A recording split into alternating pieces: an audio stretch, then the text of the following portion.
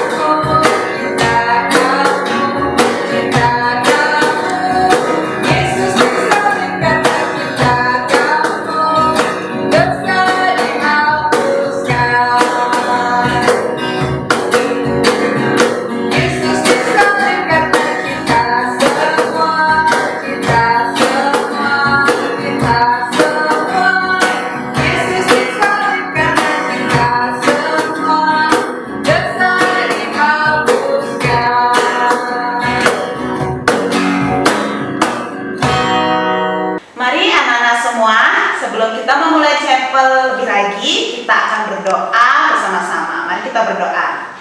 Tuhan Yesus yang baik, terima kasih Tuhan karena pada pagi hari ini kami semua boleh dikumpulkan walaupun secara online Tuhan, tapi kami boleh melaksanakan ibadah chapel spesial Paskah. Biarlah kiranya Tuhan memberkati ibadah kami dari awal, pertengahan, hingga pada akhirnya. Biarlah kami boleh bersukacita Tuhan karena Tuhan sudah mati bagi kami dan bangkit untuk menebus kami semua. Terima kasih ya Tuhan untuk kasih-Mu. Terima kasih. Kami akan mulai kegiatan chapel ini hanya di dalam nama Tuhan Yesus Kristus. Kami sudah berdoa dan mengucap syukur. Haleluya. Amin.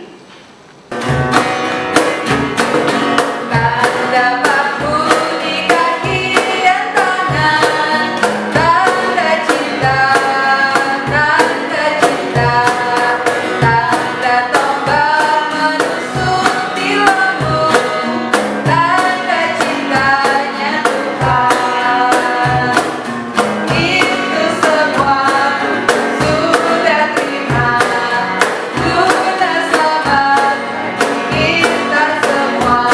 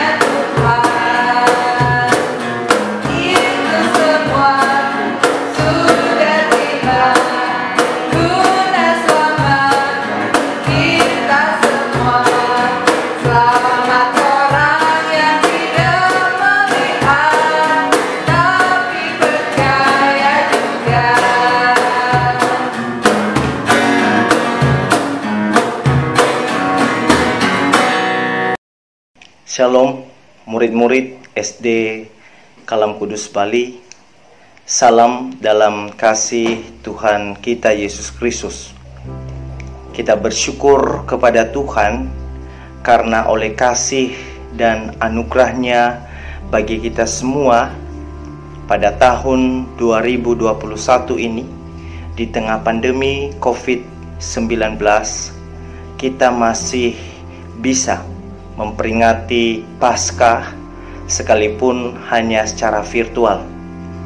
Sebelum kita membaca dan merenungkan firman Tuhan pada hari ini, terlebih dahulu kita berdoa minta pimpinan Tuhan, kiranya kita diberikan pengertian akan apa yang kita baca dan kita renungkan dari firman Tuhan hari ini. Mari kita berdoa. Bapa di surga, kami bersyukur kepadamu pada hari ini. Kami diberikan waktu oleh Tuhan untuk sekali lagi di tahun 2021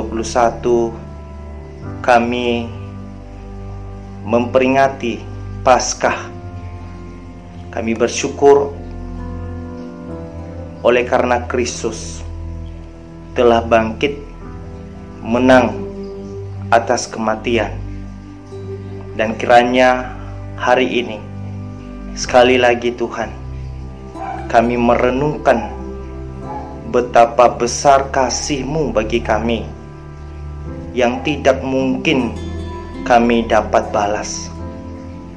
Dan kiranya juga kami terus hidup takut akan Engkau.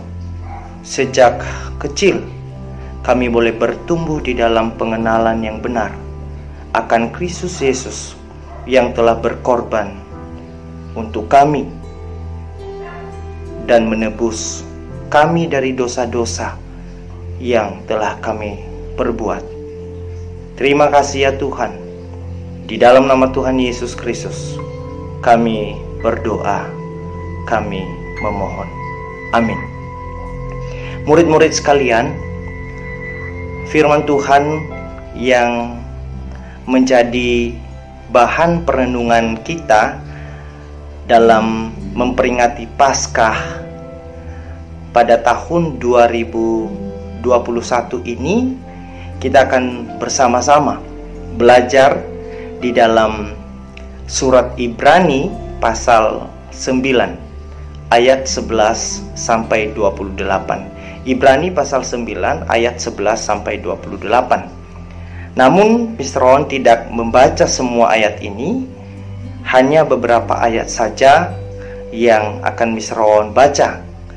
Tetapi anak-anak bisa membaca keseluruhan di rumah masing-masing pasal 9 ayat 11 sampai 28. Judulnya Kristus adalah pengantara dari perjanjian yang baru. Tetapi Kristus telah datang sebagai imam besar untuk hal-hal yang baik yang akan datang.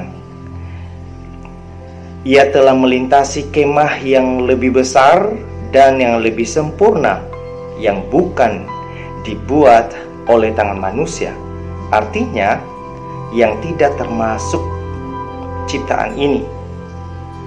Dan ia telah masuk satu kali untuk selama-lamanya ke dalam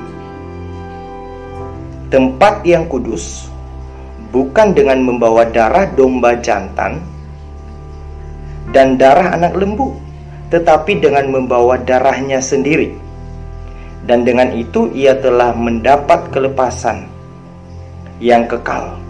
Sebab jika darah domba jantan dan darah lembu jantan dan percikan abu lembu muda menguduskan mereka yang najis, sehingga mereka disucikan secara lahiriah, betapa lebihnya darah Kristus yang oleh Roh yang kekal telah mempersembahkan dirinya sendiri kepada Allah sebagai persembahan yang tak bercacat, akan menyucikan hati nurani kita dari perbuatan-perbuatan yang sia-sia, supaya kita dapat beribadah kepada Allah yang hidup. Karena itu, Ia adalah pengantara dari suatu perjanjian yang baru, supaya mereka yang telah terpanggil dapat menerima bagian kekal yang dijanjikan. Sebab Ia telah mati untuk menebus pelanggaran-pelanggaran yang telah dilakukan selama perjanjian yang pertama. Kemudian Miss Rowan lanjut pada ayat yang berikut, yaitu ayat 24. Dikatakan demikian, sebab Kristus bukan masuk ke dalam tempat kudus buatan tangan manusia yang hanya merupakan gambaran saja dari yang sebenarnya, tetapi ke dalam surga sendiri untuk menghadap hadirat Allah guna kepentingan kita. Dan Ia bukan masuk untuk berulang-ulang mempersembahkan dirinya sendiri, sebagaimana imam besar setiap tahun masuk ke dalam tempat kudus dengan darah yang bukan darahnya sendiri. Sebab jika demikian, Ia harus berulang-ulang menderita sejak dunia ini dijadikan. Tetapi sekarang Ia hanya satu kali saja menyatakan dirinya pada zaman akhir untuk menghapuskan dosa oleh korbannya. Murid-murid sekalian, Paskah merupakan hari kebangkitan Yesus Kristus dari antara orang mati. Atau dapat juga berarti hari Paskah merupakan kemenangan Yesus atas kematian. Tema Paskah Sekolah Kristen Kalam Kudus Bali tahun ini yaitu Saved by the Blood of the Lamb, diselamatkan oleh darah anak domba. Siapakah anak domba itu? Di dalam Alkitab anak-anak dicatat tentang anak domba Allah. Anak domba Allah yang dimaksud adalah Yesus Kristus sebagai korban yang terutama dan sempurna dalam menebus manusia dari dosa-dosanya. Murid-murid sekalian, Alkitab terdiri dari Perjanjian Lama dan juga Perjanjian Baru. Perjanjian Lama terdiri dari 39 kitab. Itu mulai dari kitab Kejadian sampai kitab Maleakhi. Sedangkan Perjanjian Baru terdiri dari 27 kitab, mulai dari Matius sampai dengan Wahyu. Dalam Perjanjian Lama, kita boleh belajar dan menemukan bahwa ada suatu aturan dan ketetapan yang dibuat dalam memberikan persembahan korban kepada Allah. Nah, pada saat itu anak-anak harus dilakukan oleh orang-orang Israel. Dan kalau kita baca lagi di dalam kitab Imamat, mulai dari pasal 1 anak-anak sampai pasal yang ke-7, di situ juga kita bisa belajar dan menemukan ada berbagai jenis-jenis korban yang dilakukan dan dipersembahkan oleh orang-orang Israel. Karena mereka penuh dengan dosa dan selalu berbuat dosa, maka mereka membutuhkan atau memerlukan pendamaian dan penyucian diri mereka atas dosa-dosa dan kecemaran yang mereka lakukan. Jadi orang Israel pada saat itu ketika berbuat dosa, mereka tidak bisa membebaskan diri mereka dari dosa-dosa yang mereka lakukan. Maka mereka membutuhkan korban pendamaian, korban penghapusan dosa. Nah, pada zaman Perjanjian Lama anak-anak, korban yang digunakan adalah binatang atau hewan. Dalam Perjanjian Lama juga anak-anak kita boleh belajar bahwa pendamaian atau penebusan biasanya diperoleh dengan cara mempersembahkan korban ya, seperti yang Mr. Ron sampaikan tadi, yaitu hewan ataupun binatang. Kenapa? Karena anak-anak, darah itu merupakan simbol loh, simbol tentang pendamaian yang mengorbankan nyawa. Jadi ketika binatang atau hewan dikorbankan, binatang itu atau hewan itu dipotong anak-anak. Jadi nyawanya hilang, atau korban yang dipersembahkan itu mati karena dipotong. Nah, itu juga kita bisa membaca di kitab Imamat pasal yang ke-17. Cara ini merupakan cara pendamaian yang ditentukan langsung oleh Allah. Nah, di masa perjanjian lama itu anak-anak, domba digunakan sebagai korban penghapus dosa. Tapi ini sifatnya cuma sementara loh anak-anak. Loh, kok cuma sementara Mr. Wawan? Iya dong, karena saat itu anak-anak dilakukan secara berulang-ulang. Setiap tahun dilakukan persembahan korban ini, setiap tahun dilakukan. Akan tetapi ketika kita belajar di dalam perjanjian baru, apa yang terjadi di dalam perjanjian lama kita tidak lakukan lagi loh. Jadi segala bentuk korban yang dipersembahkan di dalam perjanjian lama oleh bangsa Israel, oleh orang-orang Israel, tidak lagi kita lakukan kalau kita belajar di dalam perjanjian baru. Kenapa? Karena ada Yesus yang adalah anak domba yang dikorbankan sebagai korban pendamai, sebagai korban pendamaian, korban penghapus dosa satu kali untuk selama-lamanya. Dan ini sifatnya anak-anak kekal. Ya, kekal itu artinya apa? Tidak berulang, hanya satu kali. Tuhan Yesus mempersembahkan tubuhnya, mempersembahkan nyawanya untuk menjadi korban pendamaian antara kita dengan Bapa di surga. Oke. Kalau begitu, pertanyaannya, kenapa dong Mr. Rowan manusia itu harus membutuhkan korban pendamaian atau penghapusan dosa? Nah, jadi begini ceritanya anak-anak. Kalian pasti masih ingat kan apa yang terjadi di dalam Taman Eden? Pada mulanya Tuhan menciptakan manusia. Nah, siapa tuh manusia pertama? Siapa? Ayo, siapa anak-anak? Ya, Adam. Ya, Adam dan juga Hawa.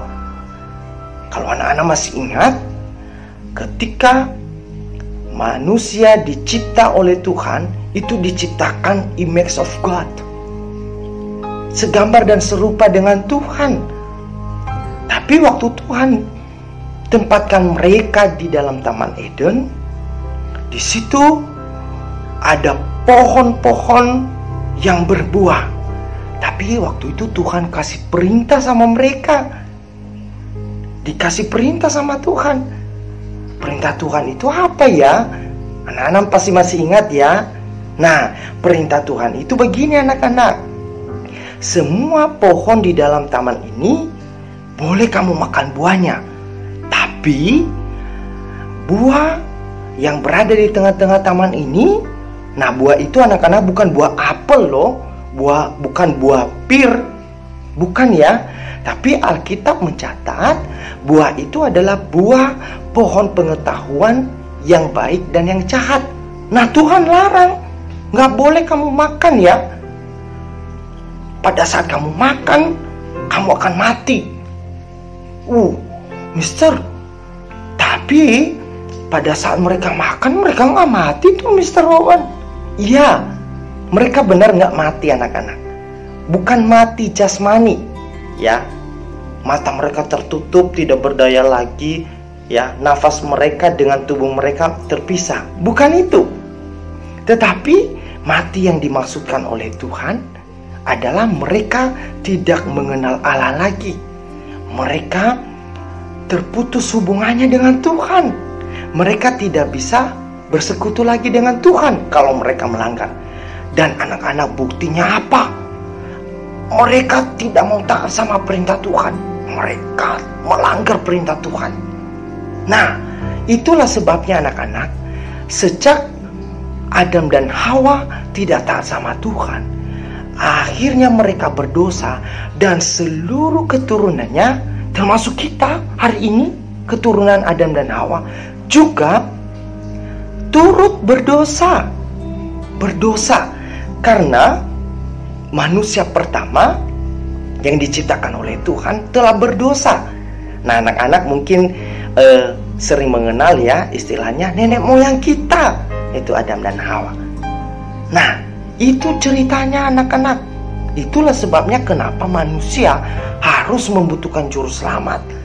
Karena Adam dan Hawa yang sudah jatuh di dalam dosa, tidak mungkin Adam mampu membebaskan dirinya sendiri atau menyelamatkan dirinya sendiri, atau Hawa.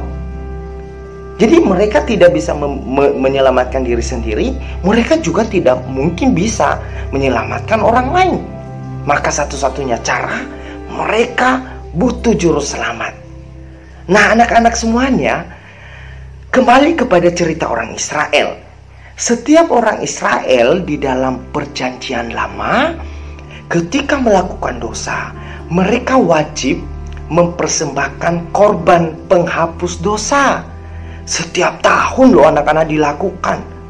Dan hal itu mereka lakukan secara berulang-ulang. Nah, sekarang ini kita tidak lagi melakukan hal itu, karena Yesus Kristus telah datang ke dunia menjadi korban pendamai antara kita dengan Bapa di surga. Lalu anak-anak, kalau kita membaca di dalam surat Ibrani pasal 10, di situ kita menemukan ada penjelasan bahwa setiap tahun ada yang bernama imam. Nah, imam ini anak-anak, mereka bertugas atau melayani di dalam bait suci. Salah satu tugas mereka adalah mempersembahkan korban persembahan dari bangsa Israel, mempersembahkan domba, mempersembahkan binatang. Namun persembahan yang mereka persembahkan ini sebenarnya tidak dapat menghapus dosa mereka. Setiap kali mereka melakukan dosa, maka mereka harus mempersembahkan hewan yang mereka korbankan untuk dipersembahkan. Korban itu sifatnya sementara, terbatas anak-anak, karena dilakukan berulang-ulang, ya, dan itu tidak dapat menjamin keselamatan bagi mereka. Nah, selanjutnya anak-anak, kalian harus tahu ini, sejak kecil harus tahu ya kebenaran ini.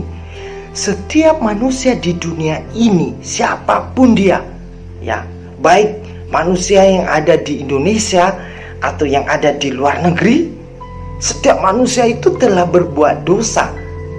Itu kita dapat baca loh di dalam surat Roma pasal 3 ayat 23. Nah, itulah sebabnya setiap manusia itu butuh juru selamat. Kenapa? Karena manusia tidak mampu membebaskan dirinya sendiri. Jadi anak-anak, kamu tahu ya, waktu manusia jatuh dalam dosa, manusia itu ibarat terikat, dirinya terikat, dan dia tidak bisa bebas dari ikatan itu. Ya, kamu tahu ya, orang yang terikat itu tidak bebas. Jadi ini keadaan manusia pada saat jatuh di dalam dosa. Nah, anak-anak semuanya,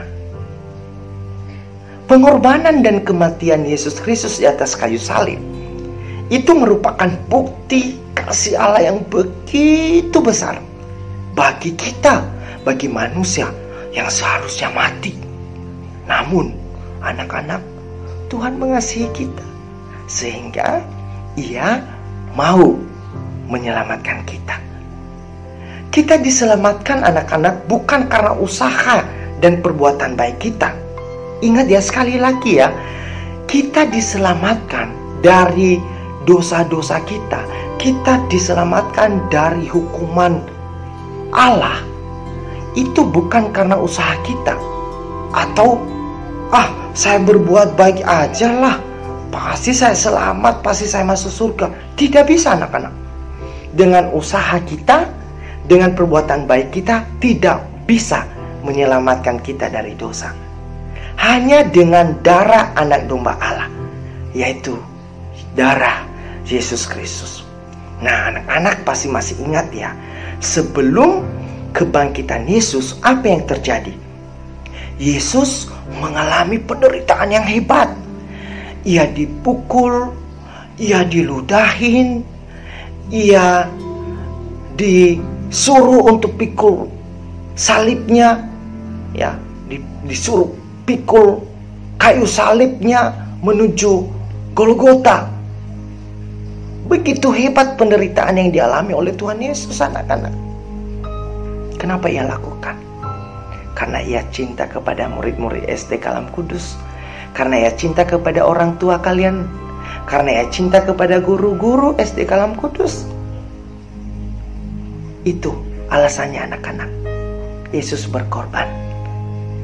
Lah kalau begitu Mr. Wawan, kalau bukan karena usaha dan perbuatan baik kita, melainkan oleh darah anak domba Allah itu Yesus Kristus yang menyelamatkan kita, lalu apa dong yang seharusnya kita lakukan selama kita hidup di dunia ini?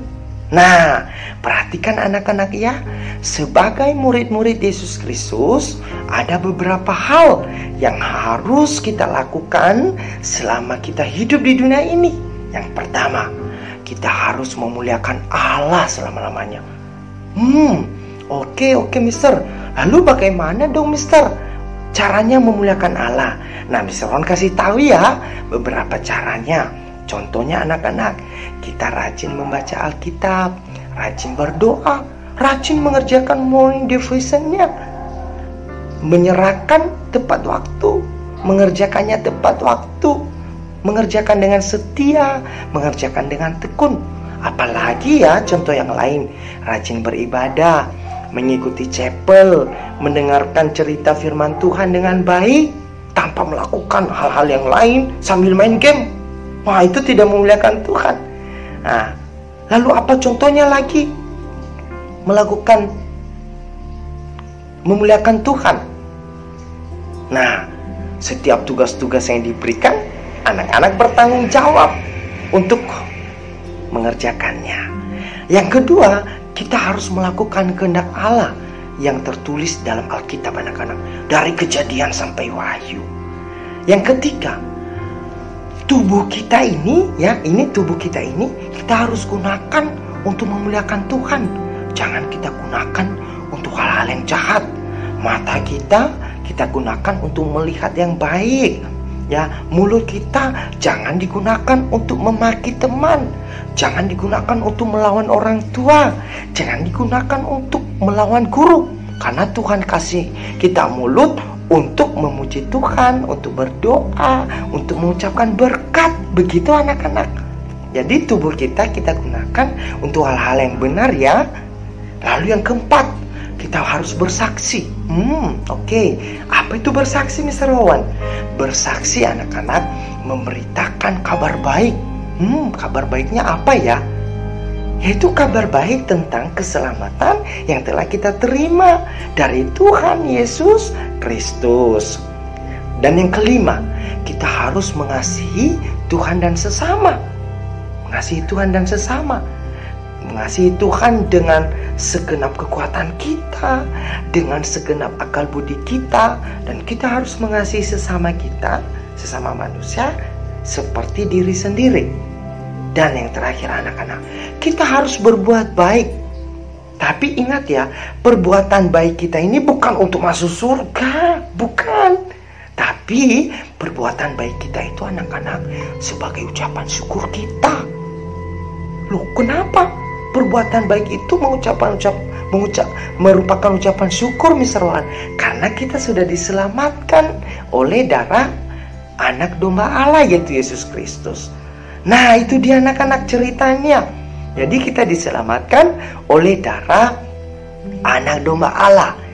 Nah, jadi anak-anak, tujuan daripada peringatan Paskah kita di tahun 2021 ini sesuai dengan tema tadi, kita diselamatkan oleh darah anak domba. Yang pertama tujuannya supaya setiap orang yang mendengarkan berita tentang Kristus mengetahui bahwa Yesus Kristus merupakan korban sempurna yang menjadi perantara antara manusia dengan Allah melalui pengorbanan Yesus Kristus di atas kayu salib. Yang kedua, tujuannya adalah agar manusia sadar bahwa ia dibenarkan bukan karena usahanya loh, bukan karena perbuatan baik, tetapi hanya karena darah yang kudus dari domba Allah, yaitu Tuhan Yesus Kristus. Lalu anak-anak, apa ya kira-kira aplikasi karakter atau apa kira-kira ya karakter building yang seharusnya kita pelajari dan harus kita lakukan dari renungan hari ini? Nah, kita sebagai murid-murid Kristus harus senantiasa atau selalu belajar dan setia memikul salib setiap hari. Memikul salib? Saya bingung, Mr. Rowan. Masa mikul salib? Mikul kayu gitu, Mister? Bukan anak-anak. Memikul salib yang dimaksudkan adalah penderitaan yang kita alami setiap saat, setiap hari. Kita harus setia, harus tekun dan harus kuat menahannya. Ya, harus kuat menahannya. Kita harus setia melewati masa-masa yang sulit itu. Kita tidak boleh mengeluh, kita tidak boleh marah-marah, kita tidak boleh ngoceh-ngoceh gitu. Nggak boleh. Kita harus setia memikul salib. Nah, seperti Tuhan Yesus Kristus yang setia memikul salibnya ke Bukit Golgota. Dan yang terakhir anak-anak, karakter yang kita dapat pelajari dan yang harus kita lakukan di dalam diri kita sehari-hari adalah setiap orang yang mendengarkan Injil tentang Yesus kiranya rela hati untuk mau bertobat dan menerima pengampunan daripada Tuhan kita Yesus Kristus. Nah, untuk itu anak-anak, di momen Paskah tahun 2021 ini, kebangkitan Kristus seperti apa yang pernah dia katakan kepada murid-muridnya, bahwa nanti pada hari yang ketiga aku akan bangkit. Wow, itu benar-benar terjadi loh anak-anak. Pada hari ketiga Yesus bangkit. Pada hari ketiga Yesus telah menang dari kematian. Dan kamu tahu anak-anak, kemenangan Yesus Kristus waktu Tuhan Yesus bangkit itu juga merupakan kemenangan kita sebagai murid-muridnya. Nah, puji Tuhan, praise the Lord. Murid-murid SD Kalam Kudus yang setiap hari belajar firman, kiranya setiap hari anak-anak cinta firman, cinta Tuhan Yesus Kristus, dan sejak kecil anak-anak bertumbuh mengenal Yesus Kristus, sehingga nanti kalau sudah bertumbuh remaja lalu dewasa, anak-anak semakin cinta Yesus, anak-anak semakin cinta papa mama, anak-anak semakin cinta teman-teman, semakin cinta guru-gurunya. Nah, ini anak-anak cerita firman Tuhan hari ini, renungan Paskah kita hari ini yang bertemakan atau berjudul Saved by the Blood of the Lamb. Kita diselamatkan oleh darah anak domba. Ya, ingat anak-anak ya, kita diselamatkan oleh Tuhan bukan karena usaha kita, bukan karena perbuatan baik kita ya, bukan. Ya, bukan. Tapi oleh pengorbanan Yesus Kristus di atas kayu salib, oleh darah anak domba Allah yang kudus yang mengalir di atas kayu salib. Kiranya Tuhan Yesus memberkati anak-anak semuanya. Amin. Mari kita berdoa. Bapa, kami bersyukur hari ini boleh belajar firman-Mu. Terima kasih Tuhan untuk keselamatan yang Engkau berikan bagi kami melalui pengorbanan anak domba Allah. Darah anak domba Allah yaitu Yesus Kristus yang telah tercurah itu, yang telah mengalir itu di atas kayu salib, telah menghapus dosa-dosa kami, telah menyelamatkan kami. Dan kiranya Bapa, seluruh murid-murid SD Kalam Kudus senantiasa takut akan Tuhan, mencintai Tuhan, mencintai papa mama, mencintai guru-guru, dan juga mencintai teman-teman mereka. Terima kasih Bapa, di dalam nama Tuhan Yesus kami berdoa. Amin.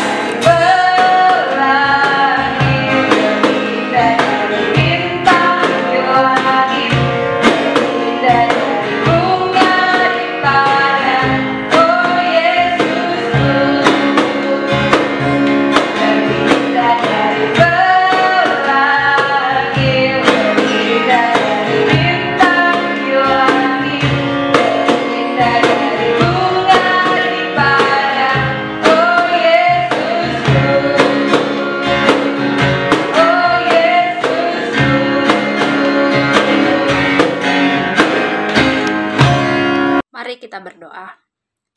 Bapa di surga, Bapa yang kami puji dan kami sembah di dalam nama Tuhan kami Yesus Kristus. Terima kasih ya Tuhan atas anugerah keselamatan yang Engkau berikan kepada kami Tuhan. Bapa di surga, pada saat ini kami sudah mendengarkan cerita kisah firman Tuhan. Bapa di surga, kami bersyukur ya Tuhan, Engkau menggantikan kami di atas kayu salib. Engkau rela mati ya Tuhan untuk menebus dosa-dosa kami. Bapa di surga, pada saat ini kami sudah memberikan persembahan kami sebagai ucapan syukur kami kepada Tuhan. Kiranya Tuhan yang memberkati persembahan kami ya Tuhan. Dan kiranya Tuhan juga memberkati tangan-tangan yang sudah memberikan dan juga orang-orang yang akan mengelola persembahan ini. Kiranya Tuhan yang terus memberkati. Dan biarkanlah lewat persembahan ini ya Tuhan dapat dikelola dengan baik untuk memperluas kerajaan-Mu di muka bumi ini. Bapa di surga, ampuni setiap salah dan dosa kami. Hanya di dalam nama Tuhan Yesus kami berdoa dan mengucap syukur kepada Allah Bapa di surga. Haleluya. Amin. Hai Miss, Mister dan teman-teman sekalian. Nama saya Vincent dari kelas 6B. Dalam kesempatan ini saya ingin memberikan kesaksian saya mengenai pengalaman saya selama belajar di rumah pada saat pandemi ini. Tuhan sangat baik karena saya masih diberikan kesehatan dan saya juga dijauhkan dari penyakit. Tuhan juga menyertai saya dalam pembelajaran dan mengumpulkan tugas-tugas tepat waktu. Tuhan menyertai Miss dan Mister sehingga Miss dan Mister masih bisa memberikan materi pelajaran walaupun hanya lewat video call.